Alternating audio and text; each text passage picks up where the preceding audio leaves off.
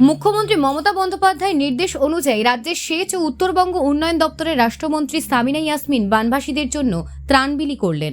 এদিন তিনি মালতীপুরের বিধায়ক আব্দুর রহিম বক্সি সহ স্থানীয় জনপ্রতিনিধি ও আধিকারিকদের সঙ্গে নিয়ে মানিকচক ব্লক ভূতনির এবং রতুয়া 1 ব্লকের কালাহা ও টেক এদিন তিনি মালতীপুরের বিধায়ক আব্দুর রহিম বক্সি সহ স্থানীয় জনপ্রতিনিধি ও আধিকারিকদের সঙ্গে নিয়ে মানিকচক ব্লকের ভূতনি এবং রতুয়া 1 ব্লকের কাহালা ও বিলাইমারি এলাকায় গিয়ে ত্রাণ সামগ্রী বিতরণ করেন।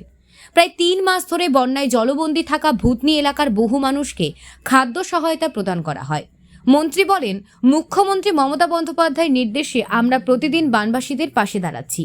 রাজ্য সরকার বন্যা পরিস্থিতি তদারকি করতেও সমস্যা সমাধানে দ্রুত পদক্ষেপ গ্রহণ করছে।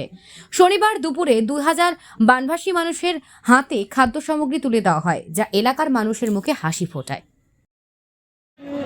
ডে 1 থেকেই আমাদের সরকার, পশ্চিমবঙ্গ সরকার শ্রীমতী মমতা ব্যানার্জির নির্দেশে ব্লক প্রশাসন এবং জেলা প্রশাসন রীতিমতো সার্বিক একটা বন্যা হলে যে ত্রাণ থেকে শুরু করে যে সুযোগ সুবিধাগুলো দেওয়া দরকার আমরা আপ্রাণ চেষ্টা করেছি। তারপরেও হয়তো কারোর মন আমরা ভরাতে পেরেছি, কারোর মন ভরাতে পারিনি।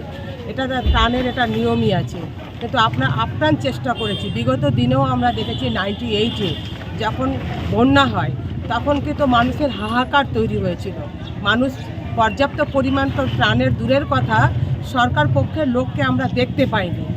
এখন প্রত্যেকটা গ্রাম পঞ্চায়েতের মেম্বার সহ পঞ্চায়েত সমিতি, জেলা পরিষদ, এমএলএ, এমপি আমাদের দলের এবং আমাদের যারা ব্লক প্রশাসনে রয়েছে আর জেলা প্রশাসনও রয়েছে, এমনকি পুলিশ প্রশাসন, আইসি সহ পুরো স্টাফ, তাদের সহযোগিতা ছাড়া আমাদের ত্রাণ আমরা গ্রামে গঞ্জে পৌঁছাতে পারতাম না।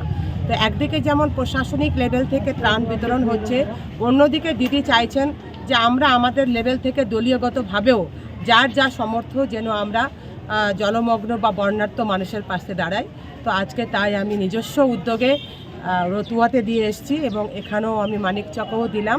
এবার বাকিটা আমাদের যারা নেতৃত্ব রয়েছেন তারা পৌঁছে দেবে। যেটা হচ্ছে ভূতনি, ওখানে তো রিংবাদের কাজ হচ্ছিল, কিন্তু এখন বন্ধ রয়েছে কাজ। কী করবো, এখনও কথা বললাম, আমরা আপ্রাণ চেষ্টা করছি। জলটাকে তো হাত দিয়ে আমরা করতে পারবো না। ইঞ্জিনিয়ার রাত দিন, আমার বিডিও, আমার আইসি, আমার ওসি, আমার ইরিগেশন ডিপার্টমেন্ট রাত দিন, তারাও মানুষ। এই ঝড় বৃষ্টি জঞ্জালের মধ্যে দিয়ে তারা দিন রাত পাহারা দিচ্ছে। আমরা আপ্রাণ চেষ্টা করছি। এরপরেও যদি কোনো কিছু প্রকৃতির মার থাকে তাহলে আমাদের মেনে নিতে হবে। আমাদের গাফিলতির কোনো ত্রুটি নেই। আমরা আপ্রাণ চেষ্টা করছি। আমাদের সরকার দিদি মমতা ব্যানার্জি আপ্রাণ চেষ্টা করছেন এবং সবসময় আমরা মনিটরিং মিটিং করছি। যদি কোথাও যদি আমাদের ল্যাকিং থেকে থাকে সেটা কী করে আমরা ফুলফিল করতে পারবো, তার জন্য আমরা দফায় দফায় মিটিং করছি।